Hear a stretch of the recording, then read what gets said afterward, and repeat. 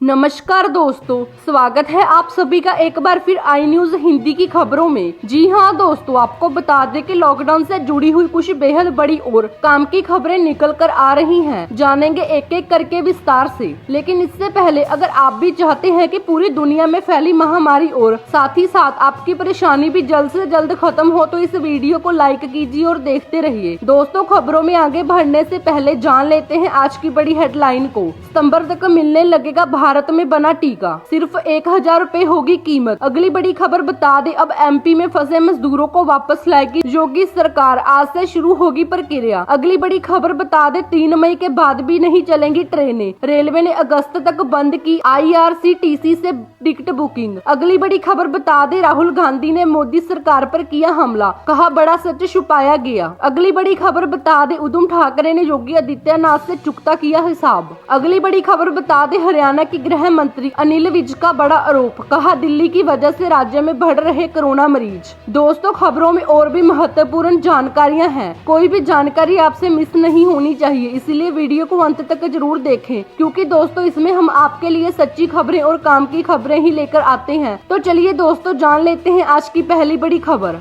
सितंबर तक मिलने लगेगा भारत में बना टीका, सिर्फ 1000 रुपए होगी कीमत, सीरम इंस्टीट्यूट के CEO का दावा। जी हां दोस्तों, आपको बता दें कि भारत में कोरोना का टीका तैयार करने में लगे पुणे के सीरम इंस्टीट्यूट के CEO अडर पूनावाला ने कहा कि यदि ट्रायल सफल हो रहा है तो टीका इसी साल सितंबर या अक्टूबर तक आ सकता है और 1000 रुपए में मिल सकता है। बता दें कि पूनावाला ने कहा कि वह जोखिम लेते हुए कोरोना के टीके के एडवांस परीक्षण से पहले ही इसके उत्पादन की कोशिश करेंगे और यह तैयार हो गया तो इसकी कीमत प्रति टीका 1000 रुपए की होगी। उन्होंने कहा कि अगले महीने के अंत से ही इसका उत्पादन शुरू हो सकता है और परीक्षण सफल रहा तो सितंबर अक्टूबर तक इसे बाजार में उपलब्ध करा दिया जाएगा।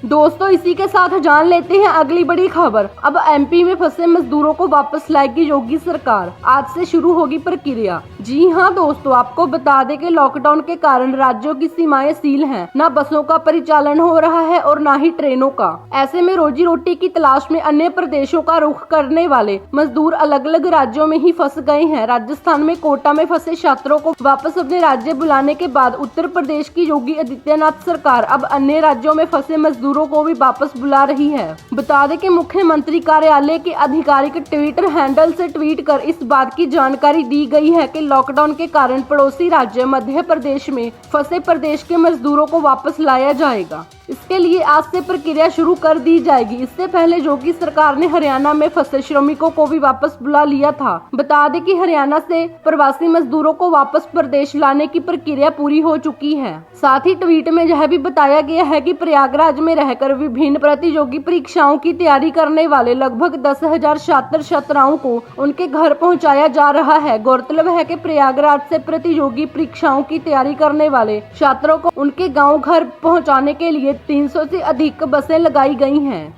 दोस्तों, इसी के साथ जान लेते हैं अगली बड़ी खबर। 3 मई के बाद भी नहीं चलेंगी ट्रेनें, रेलवे ने अगस्त तक बंद की IRCTC से टिकट बुकिंग। जी हां दोस्तों, आपको बता दें कि लॉकडाउन की वजह से भारतीय रेलवे की सेवाएं बंद हैं। यात्री ट्रेनों की सर्विसेज पूरी तरह से ठप है। लॉकडाउन में जहां वहां फंसे लोग ट्रेन खुलने का बेसब्री से इंतजार कर रहे हैं। लोगों को ट्रेनें खुलने का इंतजार है, लेकिन ये इंतजार अभी और लंबा हो सकता है। लॉकडाउन खत्म होने के बाद यानी 3 मई के बाद भी ट्रेनें नहीं चलाने का फैसला लिया जा सकता है। द हिंदू की रिपोर्ट के मुताबिक पोस्ट लॉकडाउन के बाद भी ट्रेन सर्विस शुरू होने के आसार नहीं दिख रहे हैं। ट्रेन सर्विस को शुरू करने से पहले रेलवे को कोविड-19 के सेफ्टी प्रोटोकॉल को पूरा करना चुनौतीपूर्ण है। बता दें कि रिपोर्ट के मुताबिक कोविड-19 के सेफ्टी प्रोटोकॉल को लेकर रेलवे तैयारी कर रहा है। सफर के दौरान और रेलवे स्टेशनों पर सोशल डिस्टेंसिंग को कैसे लागू किया जाए, संक्रमित व्यक्ति को सफर से कैसे रोका जाए, संक्रमण फैलने से कैसे रोका जाए, इन सब को लेकर रेलवे तैयारी कर रहा है। लेकिन लॉकडाउन के बाद ट्रेन सर्विस खुलेगी, इसकी उम्मीद बेहद कम है। वहीं IRCTC से भी ट्रेन टिकटों की बुकिंग बंद कर दी गई है। ट्रेन सेवा शुरू होने का इंतजार कर रहे लोगों को निराशा हाथ लगी है। भारतीय रेलवे ने एक बड़ा फैसला लेते हुए टिकटों की बुकिंग को अगस्त तक के लिए रोकने का फैसला किया है। दोस्तों, वीडियो में आगे बढ़ने से पहले आपसे एक छोटा सा निवेदन है कि आपने अभी तक वीडियो को लाइक नहीं किया तो कृपया जल्दी लाइक करें और साथ ही दोस्तों जल्दी से चैनल को सब्सक्राइब करके बेल आइकन को प्रेस करना मत भूलिए।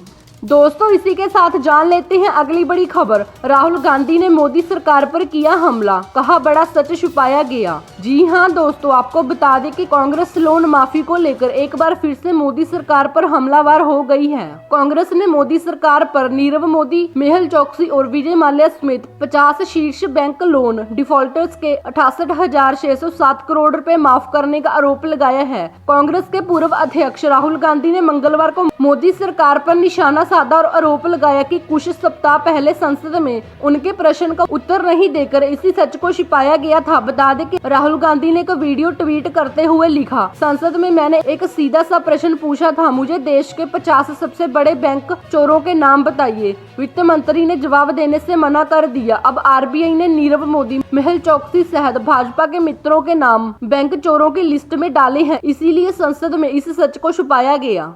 दोस्तों इसी के साथ जान लेते हैं अगली बड़ी खबर। उद्धव ठाकरे ने योगी आदित्यनाथ से चुकता किया हिसाब। जी हां दोस्तों, आपको बता दें कि उत्तर प्रदेश के बुलंदशहर में सोमवार की देर रात 2 संतों की मंदिर परिसर में हत्या कर दी गई, जिसके बाद राजनीति तेज हो गई। महाराष्ट्र के सीएम उद्धव ठाकरे ने यूपी के मुख्यमंत्री योगी आदित्यनाथ से फोन पर बात की और दोषियों के खिलाफ कार्रवाई की मांग की है। माना जा रहा है कि उद्धव ठाकरे ने योगी आदित्यनाथ से फोन पर बात कर अपना हिसाब चुकता कर लिया है। बता दें कि कुछ दिनों पहले महाराष्ट्र में पालघर में संतों की हत्या के बाद मुख्यमंत्री योगी आदित्यनाथ ने साधुओं के लिए न्याय की मांग की थी। इसके लिए उन्होंने महाराष्ट्र के मुख्यमंत्री उद्धव ठाकरे से फोन पर बात की थी। अब ठाकरे को भी संतों के लिए न्याय मांगने का मौका मिल गया। शिवसेना के नेता संजय राउत ने मंगलवार को ट्वीट कर इस बात की जानकारी दी। उन्होंने ट्वीट किया कि बुलंदशहर के मंदिर में 2 साधु संतों की हत्या मामले में मुख्यमंत्री उद्धव ठाकरे ने योगी आदित्यनाथ से फोन पर चर्चा की। उन्होंने साधुओं की हत्या को लेकर चिंता व्यक्त की। अमानवीय घटना घटती है तब राजनीति न करके हमें एक साथ काम करते हुए अपराधियों को दंडित करवाना चाहिए।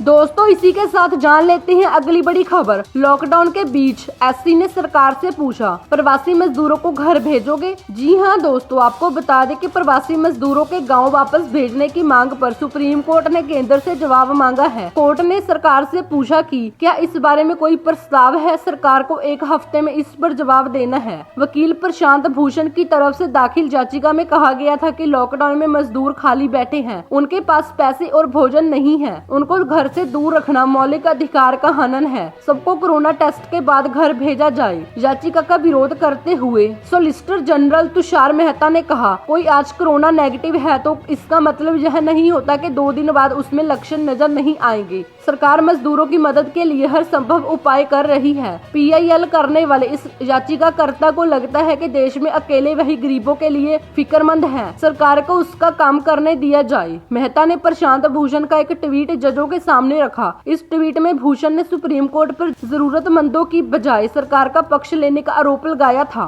इस पर जस्टिस एनवी रमना, संजय किशन कौल और बीआर गवई की बेंच सख्त नाराज हो गई। जस्टिस कौल ने कहा, अगर आपको हमारे ऊपर भरोसा नहीं है तो फिर हम आपकी बात पर क्या सुनवाई करें। आप कहते हैं कि 30 साल से ज्यादा समय से सुप्रीम कोर्ट से जुड़े हैं, तो क्या आपको यह लगता है कि कोर्ट सरकार से यहाँ बंधक है?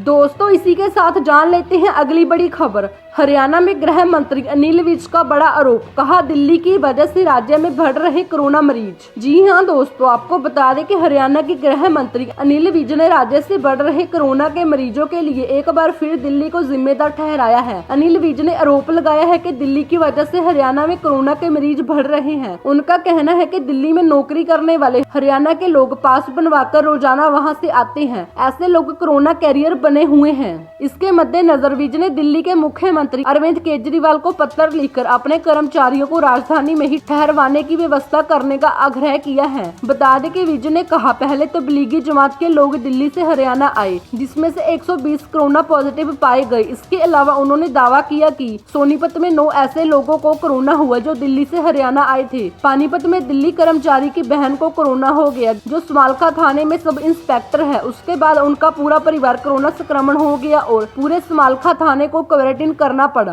दोस्तों इसी के साथ जान लेते हैं अगली बड़ी खबर। अक्षय कुमार ने फिर दिखाई अपनी दरिया दिली, कोरोना वायरस से जंग के लिए मुंबई पुलिस को डोनेट की ये रकम। जी हाँ दोस्तों, आपको बता दें कि अक्षय कुमार ने एक बार फिर अपनी दरिया दिली दिखाई है। कोरोना वायरस से लड़ने के लिए पीएम केयर्स फंड में 25 करोड़ रुपए दान देने के बाद अब अक्षय कुमार मुंबई पुलिस की मदद के लिए आगे आए हैं। दरअसल बता दें कि एक्टर अक्षय कुमार ने खतरनाक कोरोना वायरस से जंग के लिए मुंबई पुलिस को 2 करोड़ रुपए दान दिए हैं। इस बात की जानकारी मुंबई पुलिस ने ट्वीट करके दी। मुंबई पुलिस आयुक्त परमवीर सिंह ने ट्वीट कर अक्षय कुमार को उनके योगदान के लिए धन्यवाद दिया। उन्होंने अपने ट्विटर पर लिखा, मुंबई पुलिस फाउंडेशन में 2 करोड़ रुपए सहयोग के लिए मुंबई पुलिस अक्षय कुमार को धन्यवाद देती है। दोस्तों अगर आपको हमारी ये जानकारी अच्छी लगी तो कमेंट करके बताएं, लाइक और शेयर जरूर कीजिए और आगे भी ऐसी खबरें देखने के लिए हमारे चैनल को सब्सक्राइब करना ना भूलें, क्योंकि हम हर रोज ऐसी खबरें आपके लिए लाते रहते हैं। धन्यवाद।